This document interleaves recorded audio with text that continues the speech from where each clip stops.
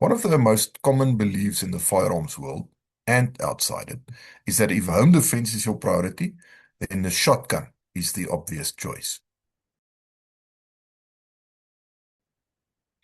On the surface, it's easy to understand why. The shotgun has a serious reputation. After all, it's powerful and intimidating. It's been used very effectively for generations. I mean, if you mention defensive firearms in almost any discussion, sooner or later, somebody will say, just get a shotty. But I think there's a question that doesn't get asked often enough. It's not whether a shotgun is effective. We know it can be. The real question is whether the shotgun is the right defensive tool for you in your environment and with your level of training.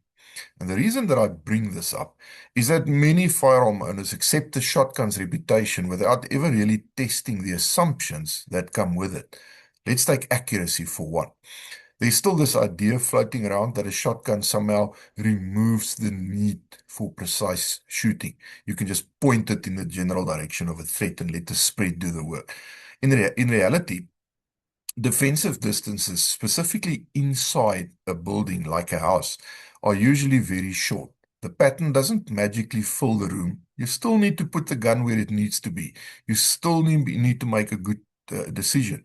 You still need to be accountable for every projectile that leaves the muzzle. The shotgun isn't a substitute for skill, and that leads into what I think is the bigger issue: training. Many people buy a shotgun because they believe or they convince themselves that it will compensate for a lack of training. I would like to argue the opposite. The more capable the tool, the more important it becomes to understand it properly. Can you run it efficiently? Can you keep running it when things don't go perfectly? Can you reload it without fumbling around? Can you operate this thing in poor light? Can you reload it fast and accurate under stress? These aren't trick questions. These are reality checks. Because in most discussions about defensive firearms, people imagine the firearm performing perfectly. What often gets underlooked is the human behind it. And that's where things become interesting. A shotgun is much larger than a handgun, just for starters. Size has consequences. Most homes aren't open spaces. They have passages and furniture and corners and doorways and obstacles, and maybe moving obstacles like a dog or a cat.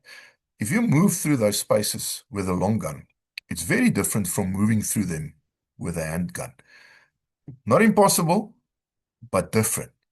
And different usually means training. Then there's recoil. People love talking about the effectiveness of the shotgun's first shot. What receives less attention is everything that comes after. Can you recover quickly? Can you make a fast and accurate follow-up shot if one is needed? Can you maintain control of the firearm under stress? The answers to these questions depend far more on the shooter than on the actual firearm. Another point that rarely gets discussed is the environment in which the firearm is likely to be used. As I've mentioned, probably indoors. Most people have fired a shotgun outdoors. Far fewer have considered that experience and what it would feel like inside a confined space. That noise, the blast, that sudden sensory overload. In a real defensive encounter, you are already dealing with fear and adrenaline and uncertainty. The discharge of a shotgun indoors adds another layer to an already very chaotic situation. And that doesn't mean the shotgun is unsuitable, but it does mean that reality may look very different from the picture that many people have in their heads. I think there's another aspect that's worth considering. A shotgun isn't something that you're likely to have on your person throughout the day. It's generally a firearm that remains at home until it's needed. I say generally. That means access needs to become part of the discussion. Where is it stored? How quickly can you get to it? How quickly can you get it into action? Again, these are not arguments against the shotgun. These are practical questions that deserve honest answers. And ultimately, that's what this discussion is about: reality. Not online opinions, not gun shop wisdom, Not things we've heard repeated so many times that we've simply started accepting them as fact, reality. Because defensive planning is at its best when it's honest. Honesty about your ability, honesty about your limitations, honest about what you've actually trained to do and what you merely assume you can do. The shotgun remains a highly capable defensive tool. Nobody's arguing otherwise. But capability on paper is only one part of the equation. The more important question is whether you have taken the time to become truly capable with it. Because when people talk about defensive firearms, they often focus on the equipment. In the real world, though, the deciding factor is usually the person holding it. And that is why every assumption needs to be tested.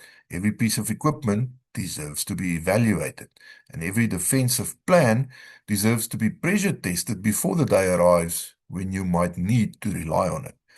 The shotgun may well be the right answer for you, but that's a conclusion you ideally should arrive at through training, experience, and honest evaluation, not because somebody told you it was the only answer. Food for thought. Stay aware, stay prepared, stay responsible.